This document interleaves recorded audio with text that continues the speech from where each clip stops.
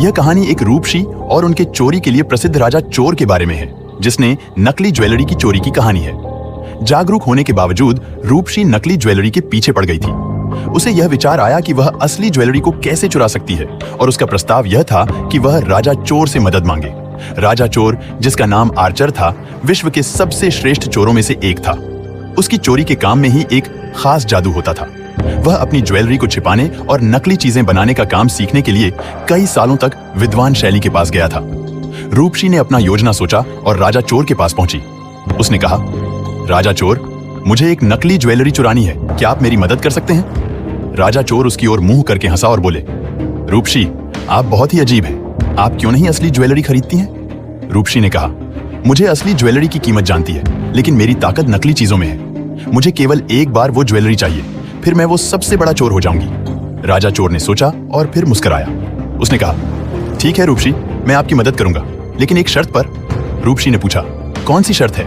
राजा चोर ने कहा, आपको मेरे साथ एक ही रात बितानी होगी, ताकि मैं देख सकूं कि आपकी ताकत वाकई में नकली चीजों में है। रूपशी ने सोचा और फिर सहमति दी। रूपशी और राजा चोर एक ही घर में एक साथ बिताने लगे। रात के समय वे ज्वेलरी के बारे में चर्चा कर रहे थे। राजा चोर ने कहा, रूपशी, ज्वेलरी को चुराने के लिए हमें खासी तैयारी करनी होगी। रूपशी ने सहमति दी और उन्होंने एक योजना बनाई।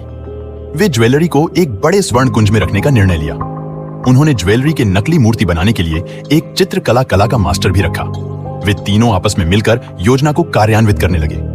ज्वेलरी की नकली चीजें तैयार हो गईं और उन्होंने उन्हें कुंज में रख दिया। चोरी की रात आई। रूपशी और राजा चोर ने अपना योजना कार्यान्वित किया। वे राजमहल के पास पहुंचे और एक छोटी सी छद्म भूषण की दुकान में बदल कर गए। राजा चोर ने छद्म भूषण की दुकान के बाहर चौपाया बनाया, जबकि रूपशी अपनी नकली ज्वेलरी को बांध लिया।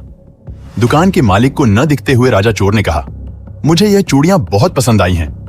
मालिक ने हंसते हुए कहा, क्यों नहीं, आप इन्हें ले जाइए। रूपशी और राजा चोर बगीचे में जाकर ज्वेलरी कुंज में पहुंचे। वे ज्वेलरी को ले लिया और बगीचे से बाहर निकल गए। दुकान के मालिक ने चौपाया को हटाया और दुकान के अंदर जाकर देखा कि छद्म भूषण गायब है। उसने तुरंत पुलिस को सूचना दी। पुलिस जल्दी ही दुकान के पास पहुंची और जांच करने लगी। वे छद्म भूषण की दुकान के बाहर एक छद्म आदमी को पकड़ कर लाए। पुलिस ने उस आदमी को छद्म से बाहर निकाला और देखा कि यह आदमी असली छद्म भूषण के मालिक थे। रूपशी और राजा चोर ज्वेलरी कुंज से बाहर निकल गए और अपने मार्ग में आगे बढ़ गए, लेकिन उन्होंने नहीं जाना कि पुलिस उनकी पीछा कर रही थी। पुलिस के अफसरों ने ज्वेलरी कुंज के पास पहुंचकर देखा कि ज्वेलरी छड़ी गई है और एक खास ट्रैप लगाई गई है। ट्रैप के संकेत के बावजूद रूपशी और राजा चोर ट्रैप में फंस गए। पुलिस ने उन्हें गिरफ्तार कर लिया और ज्वेलरी को वापस कर दिया। रूपशी और राजा चोर पुलिस के हवाले हो गए और उन्हें जेल भेज दिया गया। वे अपनी चोरी के प्रयास के बारे में सोचते रहे और यह समझते हैं कि असली ज्वेलरी का महत्व अधिक होता है। इसके बाद वे अच्छे लोग बन गए और नकली चीजों की जगह असली चीजों का महत्व समझने लगे। उन्होंने अपने जीवन को सुधारा और अपने पापों को सुधारने का प्रयास किया।